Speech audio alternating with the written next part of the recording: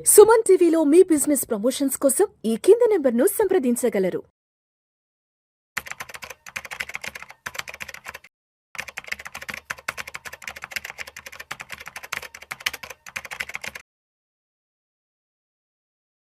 నమస్తే. Welcome to Suman TV. నేను విజయకర్ధర్. చాలామంది సిస్టమాటిక్ విత్‌డ్రాయల్ ప్లాన్ అడుగుతారండి. చాలామంది తెలుసు ఒక లాస్ట్ 1 ½ ఇయర్ నుంచి 2 ఇయర్స్ నుంచి కూడా ఎస్‌డబ్ల్యూపీ అంటే సిస్టమాటిక్ విత్‌డ్రాయల్ ప్లాన్ అనేది చాలా పాపులర్ అయిన స్కీమ్స్. సో, చాలామంది కూడా ఒక 1 crore కావచ్చు, 50 lakhs కావచ్చు, అలా చాలా పెద్ద పెద్ద అమౌంట్స్ మనకి సిస్టమాటిక్ విత్‌డ్రాయల్ ప్లాన్స్‌లో పెట్టి, ఏదన్నా హైబ్రిడ్ ఈక్విటీ ఫండ్స్, హైబ్రిడ్ ఫండ్స్‌లో పెట్టి, అలాగే మల్టీ అసెట్ ఫండ్స్‌లో పెట్టి, బ్యాలెన్స్ అడ్వాంటేజ్ ఫండ్స్‌లో పెట్టి ఎవ్రీ మంత్ 6%, 8%, కొంతమంది 12% కూడా తీసుకున్నారండి. అలా తీసుకోవడం వల్ల ఏం జరిగింది అంటే ప్రిన్సిపల్‌లోంచి తీసిస్తారు. చూడండి, మనకి ఎప్పుడైనా సరే సిస్టమాటిక్ విత్‌డ్రాయల్ ప్లాన్ అంటే అర్థం ఏంటంటే మనం పెట్టిన అమౌంట్ మనలాంటి రిడీమ్ చేసి క్వార్టర్లీ బేసిస్ కావచ్చు, మంత్లీ బేసిస్ కావచ్చు, మన అమౌంట్ మనకి తిరిగిస్తారు. ఆ వారం ఏమవుతుందంటే మనకి మార్కెట్ ఒకవేళ వాలటాలిటీ ఉంది, మార్కెట్ బాగా డౌన్ అవుతుంది అన్నప్పుడు మన ఇన్వెస్ట్‌మెంట్ తిరిగి మనకే ఇస్తున్నారు కాబట్టి మన పోర్ట్‌ఫోలియో కూడా అమాంతం పడే అవకాశం ఉంది. చూసాం లాస్ట్ 1 ½ ఇయర్ నుంచి కూడా చాలామందికి -20%, -15% కూడా అయిపోయినాయి. ఎందుకంటే మార్కెట్ ఒక పక్క పడింది. అట్ ద సేమ్ టైమ్ మనం చాలా అందులోంచి రిడీమ్ చేస్తున్నాము.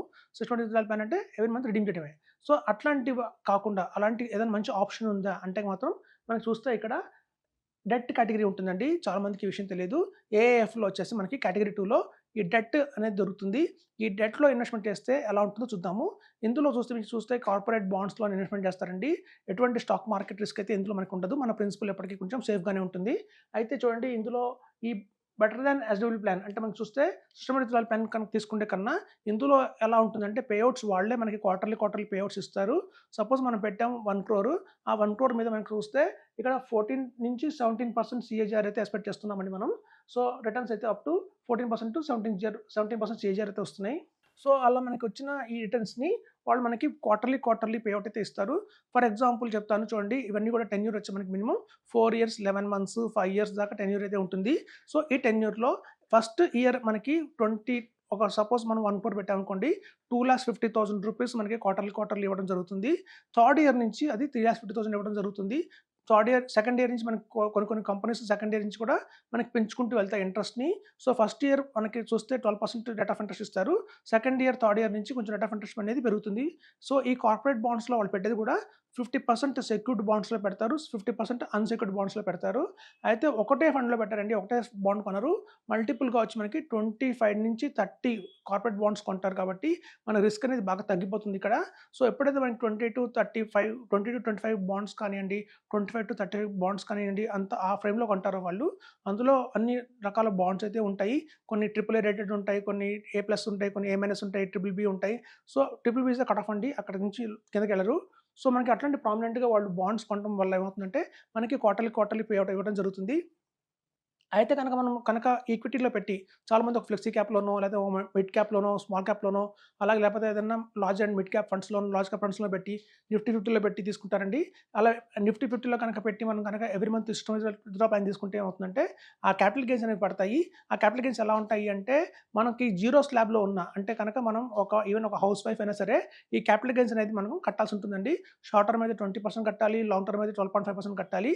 కానీ ఈ కేటగిరీలో చూస్తే మీరు ఏఎఫ్ కేటగిరీ 2లో చూస్తే ఈ డెట్ ఫండ్స్‌లో పెట్టినా ఏదైతే మనకి ఇంట్రెస్ట్ ఎవ్రీ మంత్ వస్తుందో అది యాస్ పర్ స్లాబ్ ఉంటుందండి. సపోజ్ మనం ఒక హౌస్ వైఫ్ పేరు మీద కానియండి, లేదా రిటైర్ అయిన వాళ్ళకి సాలరీ ఉండదు.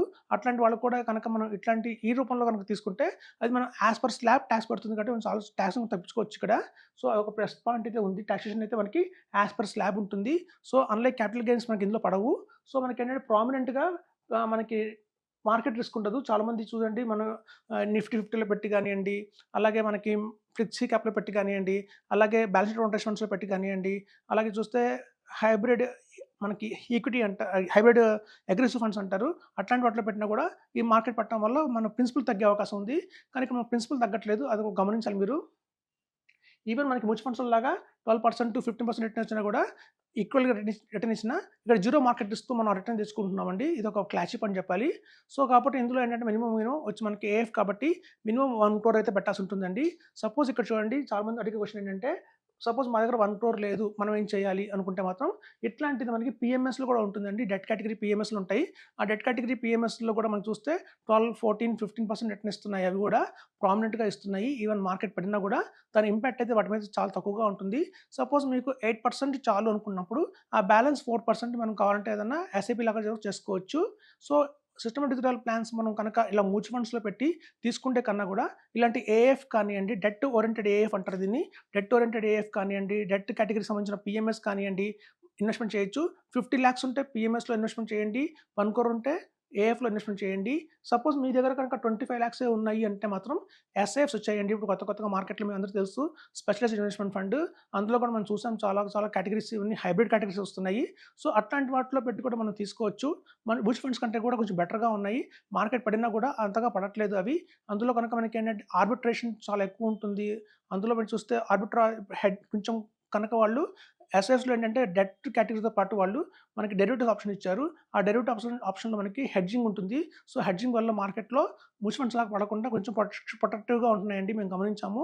లాస్ట్ 4 మంత్స్ అయింది ఎస్ఐఎఫ్స్ వచ్చి. సో, వాటి పెర్ఫార్మెన్స్ చూస్తే కనుక అల్టిమేట్‌గా ఉంది. సో, అట్లాంటి వాటిలో కనుక 25 లాక్స్ ఉంటే మాత్రం ఎస్ఐఎఫ్స్ చేసుకోవచ్చు.